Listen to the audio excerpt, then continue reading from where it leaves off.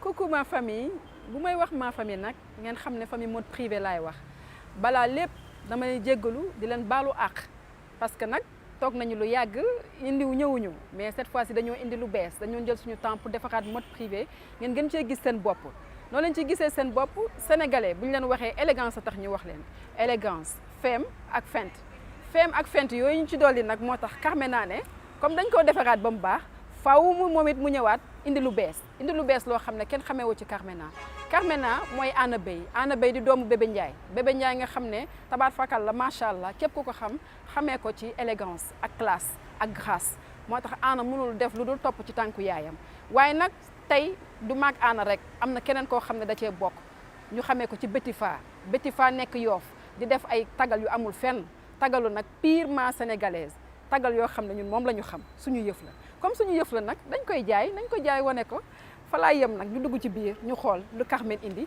ak Betty Fa ci kanam.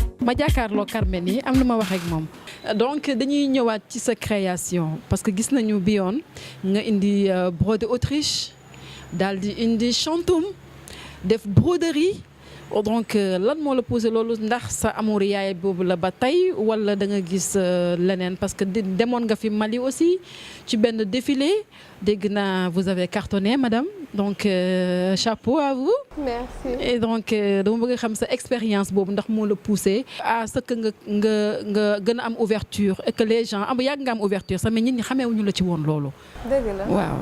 C'est vrai que il y a eu comment dire, c'est-à-dire déjà on approche de la fête de Korité et en général je fais beaucoup de choses pour tous les jours, pour aller travailler, je fais après des robes du soir, ça c'est autre chose. Mais là je voulais faire des tenues de fête, c'est-à-dire de fête à l'africaine, on va dire. C'est ça. Et l'inspiration, comme je dis, hein, ça vient toujours, ma mère, voilà, toujours, il y a, ça c'est indéniable en fait. Mais derrière tout ça, je me suis dit, allez, cette fois-ci, on va sortir ailleurs. Et d'ailleurs, on me voit avec mon foulard. Justement dañu bëgg a wax ci foulard yi cette fois-ci dañu gis Anna ak foulard mais typiquement sénégalaise parce que dama ne bi yoon nouvel concept bi il faut que ñu def ci suñu empreinte sénégalaise donc parce que ñun sénégalaises yi dañu xamee ci élégance xamee nañu ci élégance xamee ñu ci bëri feem ak feinte donc comme loolu la ma ne nag collection yi que ça soit muy yére haute couture que ça soit muy ay robe ak yooyu musóori sénégalaises yi foog ñu def ko parce que buñ ko deful nit ñi duñu mën a xam suñu identité ci musóor parce que léegi dañuy gis Sénégal jël musóor yeneen nationalité bëgg ko dëkkal Sénégal man nag sama xeex yëpp mooy li ñu moom ñu fësal ko ba àddina bi yëpp xam ne ñun lii Sénégal ñoo ko moom diaspora beek yeneen nationalité africaine yi tubaab bi mën a xam ñun lu ñu moom donc foulard boobu noo ko gisee ci innovation bu bees.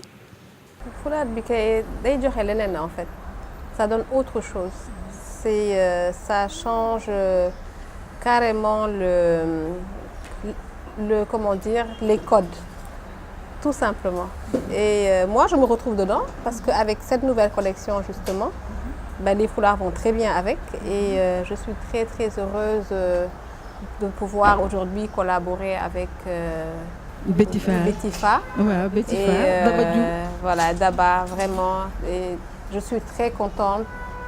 Avec les modèles, ça va très, très, très bien. Et je pense que les gens vont apprécier. Donc, il faut que ma wax ak nit ñi aussi que ne c'est Bétifa moo fi jaar ñu gën koo xam ci madame Dioum nekk Yoff nekk Yoff numéro téléphone am di 77 553 18 39. moom la ñuy collaborer ci mode privé dina am ñeneen tam ñu dugg ci mais pour le moment Bétifa la ñu àndal et j'espère que di ngeen apprécier chapeau yi parce que c'est typiquement sénégalais Bétifa ñu nag yow ba ca kanam bon Anna ñu ñëw ci collection yi parce que gis naa nga def chantum plus broderie en vert bëgg naa nga wax ñu ci loolu tenue yooyu ñaar yooyu parce que c'est 2 verres yoo xam ne ba pare nga def ci broderie en plus. waaw xam nga chantum dafa nekk c'est un tissu noble. Moi en tout cas, je le travaille, je fais tout avec. Je fais aussi bien les tenues africaines que les tenues européennes avec. Et c'est quelque chose qui ne brille pas, mais qui est très majestueux en fait. Parce qu'on n'a pas besoin de brillance, comme je dis toujours, que ça brille, que ça soit du bling-bling pour que ça soit bon. Moi je reste quand même dans mes... comment dire, je reste... Carmena. Voilà, je reste Carmena. Tout simplement. D'accord. Ouais. Aussi, on a vu aussi deux là aussi par 2, am na ci yu bëri par 2 nga def. Donc brodé Autriche le plus chantum en bleu vert et c'est des couleurs yoo xam ne vraiment. Waaw, c'est ça, bleu vert, dugal ci jaune, dugal ci rose. Avec les couleurs aussi. Toi, tu sais que j'ose les couleurs, que j'aime le mélange de couleurs. Donc c'est des tenues qui sont vraiment très habillées en fait. D'accord. J'ai vu aussi nga def broderie Autriche chantum noir orange mu am ay robes en fait amul rek ay tenues dafa mel ni africaine modernisée maanaam yow touche à tout la daal maanaam bi très di moderne bi waaw. Parce que c'est pas encombrant. Comme je dis yére moom tant que ça reste quelque chose qu'on peut porter et puis que ça soit intemporel. C'est pas seulement une histoire de encombre, mais que ça soit intemporel. Xane jamono boo toll mën nga ko sol. Moi je prône ça en fait, mais pas yére pour benn jour, yére pour benn xew. C'est des choses que dans 10 ans da nga koy génne nga solaat ko. Je l'avais dit pour l'autre collection que j'avais faite et je le redis là encore une fois. Et pourquoi broder Autriche? Parce que tissu bu am valeur la. Voilà. Ça coûte cher, hein? Oui, c'est vrai que ça coûte cher. Donc c'est vraiment un très beau tissu et surtout day am ay finitions yoo nga xam ne que doo ko mës a gis sax ci ay garnitures par exemple alors que moom dafay ñëw noonu ak ay finitions c'est des choses rares. Et je précise aussi que les tenues sont des pièces uniques. C'est-à-dire bu ci nekk benn modèle la et ben voilà et il y en aura plus. bul wax loolu parce que diaspora bi ñu ngi lay seetaan les pays africains ils sont en train de te regarder là donc bu nekkee pièce unique ça va nous causer des problèmes là parce que. Oui, enfin on peut reprendre les modèles peut-être mais je sais que les tissus ben non parce que je pense que ku xam Carmena xam na loolu tamit. Tout à fait. J'évite de faire des tenues mais à la chaîne et que parce que diaspora beeg c'est-à-dire le monde est pour moi est devenu très petit maintenant avec tout ce qui se passe à la communication avec les réseaux da ngay sol léegi fii New York keneen photo nekk Dakar ngeen tout de suite ñeneen ñëpp gis ko donc voilà il faut c'est pour ça que moi je suis pour vraiment essayer de limiter ne pas faire des choses à la chaîne tout simplement xam ne ku ko sol en tant que femme da nga ne ah sama yére bi de est-ce que je suis pas la seule au monde à le porter.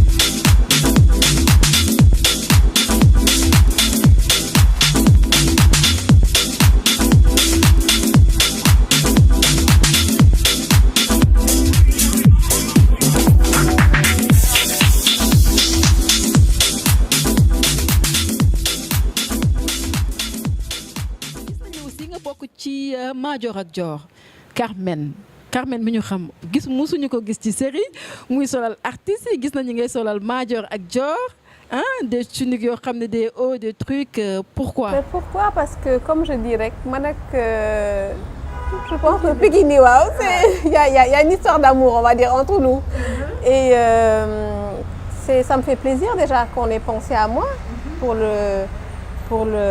cette série.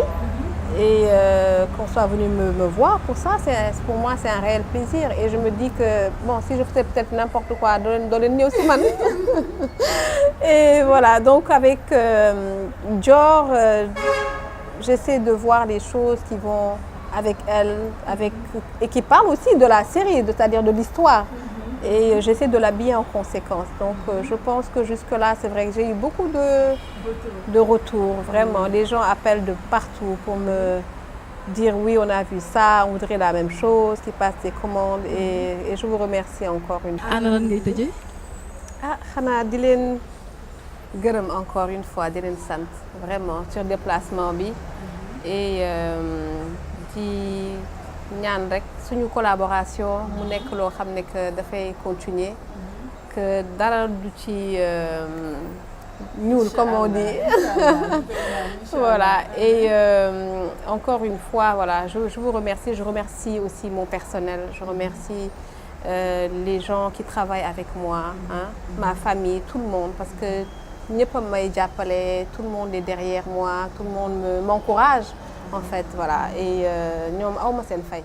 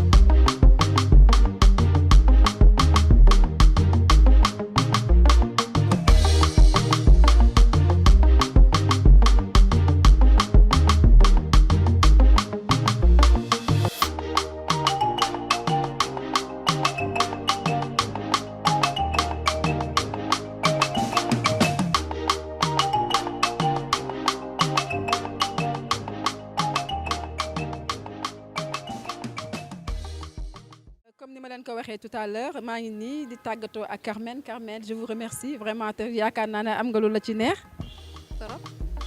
Kon à la prochaine.